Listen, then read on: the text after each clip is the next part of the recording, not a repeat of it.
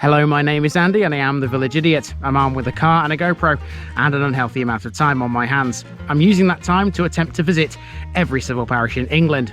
You're watching the Hambleton series. This is a district of North Yorkshire that stretches from York all the way up to Teesside. There's 176 to cover in this one, so let's check one of them out. Hello folks, welcome back to Hambleton yet again. I've got the coat on at the moment because it's raining on and off today and I don't want to get too wet if I can help it, but yeah, it's a requirement even though it's quite warm at the moment. So in this one I'm going to be doing two main walks. One is going to be around a very large landmark, which is where I am right now, and the other one will be in the main village itself, although there's not much of a village to talk about, to be honest with you. However, one thing could not exist without the other. That village is called Benningbrough and the landmark is Beningbrough Hall, and together they make the parish of Benningbrough.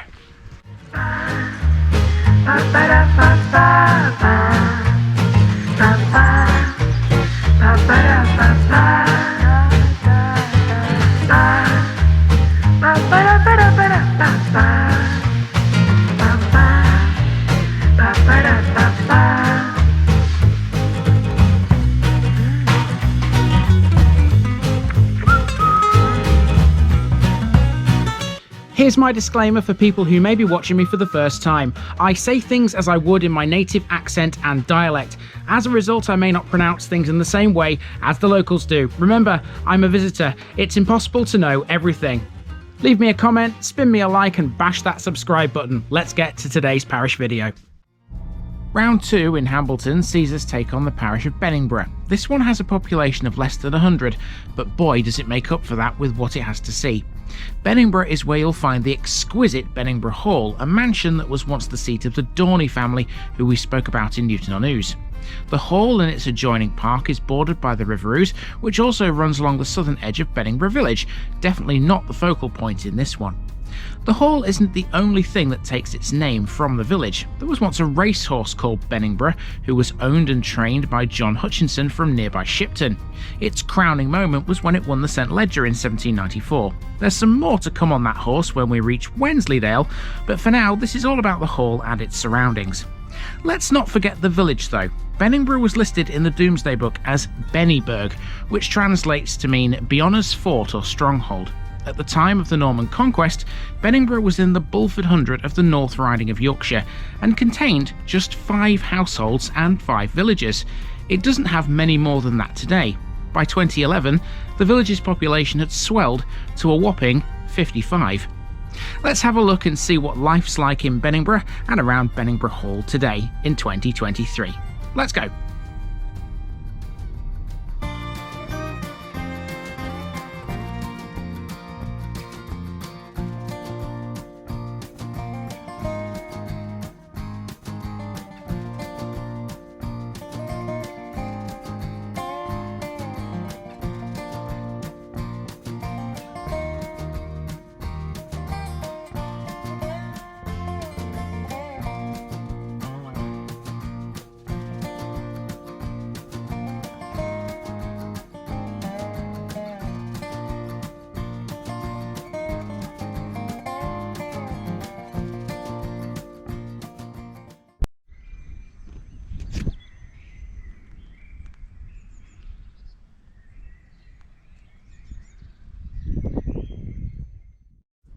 We begin on Coach Road, where there was more than a few bovine residents here to greet me.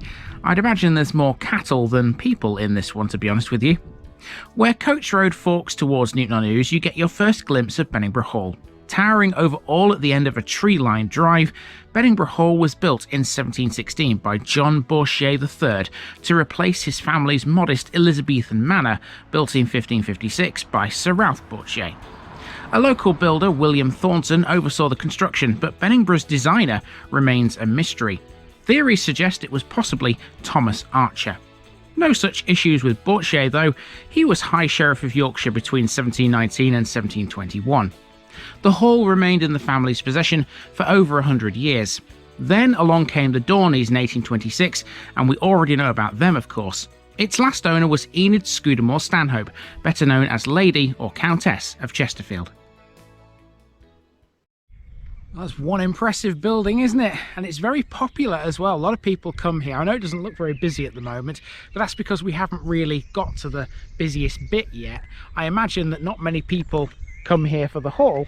They actually come here more to go to the farm shop and the cafe and other things that this place has got. It's well worth a visit in itself though, don't get me wrong, but that's probably why most people come here.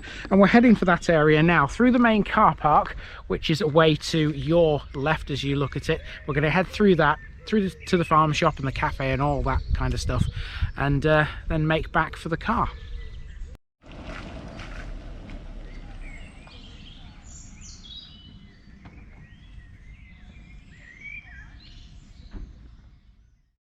Since the 1950s, Benningbrough Hall has not been a residence. In 1958, a year after Lady Chesterfield died, the National Trust acquired the entire estate. In partnership with the National Portrait Gallery, the hall now exhibits more than 100 18th century portraits, and it's usually open to the public. However, during the last 2 years, it's been undergoing renovation at a cost of £2.3 million. It will reopen its doors later this year on July the 1st. People still flock here though, and this is one reason why. You're looking at Home Farm Cafe, which is a popular spot for ramblers and cyclists thanks to the many walks and trails around these parts. It uses traditional family recipes, and everything you can buy from here is homegrown and homemade at Home Farm. It's a very special place. Both it and the farm shop are run by the Jacksons, who have been tenant farmers here for over 60 years. You should also check out the shepherd's hut here too. The hall's parkland also has some interesting features. In fact, you can follow one of those walks I was talking about that will take you past some of them. Running around the edge of the estate, the path will take you past the spot where the River Nid joins the River Ouse. It's a great spot to enjoy views back towards the hall. It also passes the old Victorian water tower, built to bring water into the hall. If staying around the hall is more your speed though, then maybe you should check out the gardens. Cut into one of the lawns at the hall, you'll find a boucher knot. Shown as a reef knot and as a granny knot, this was used as a heraldic badge by the Boucher family. The hall also has the fascinating Victorian laundry, part of which is now a 2-bedroomed holiday apartment. What a great place to stay!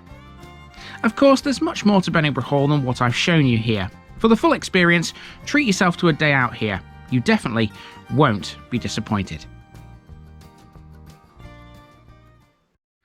Okay, so just a short walk really, but that's Benningbrough Hall and everything that comes with it. Very popular part of Hambleton.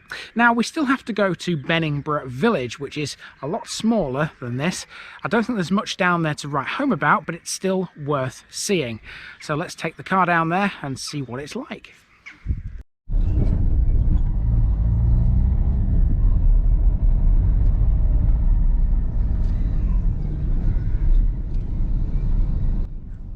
So to finish with, we're off to Benningbrough. Leaving the hall behind, we're heading in an easterly direction here through the main vehicle entrance. You'll go about half a mile down the road before you come to a junction on the right. This narrow single-track lane leads into the village. Going against what I said at the beginning, I decided not to walk this in the end, simply because it's so small.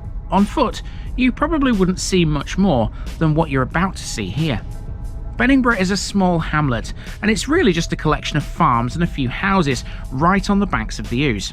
As far as I can tell, it's never had anything of any historical note. It used to have a ferry though, which transported people across the Ouse from Nunmonkton. That service came to an end quite recently though. The village at least can still pride itself on the fact that it gave its name to a St. Leger winning racehorse and one of the most amazing mansions that this channel has ever seen. And Benningbrough is actually on the Ouse as well. Not that you can get to the Ouse here, because as you can see, it's private, no entry here down to the Ouse. It's used though by Newton-on-Ouse Angling Club, private fishing. You can see the river, but can't get any closer than that, I'm afraid. Well, that's really Benningbrough. Not much to it, is there, to be honest with you? So yeah, it's done anyway, and the sun's come back out now. That's good. Hopefully it'll stay nice and bright for the next one, which by the way is also on the Ouse, and it's also as small as the village I'm standing in right now, so I don't think I'm going to be there all that long, to be honest with you. We'll see when we get there. I've been Andy, also known as the Village Idiot. This has been the parish of Benningbrough, and I'm out.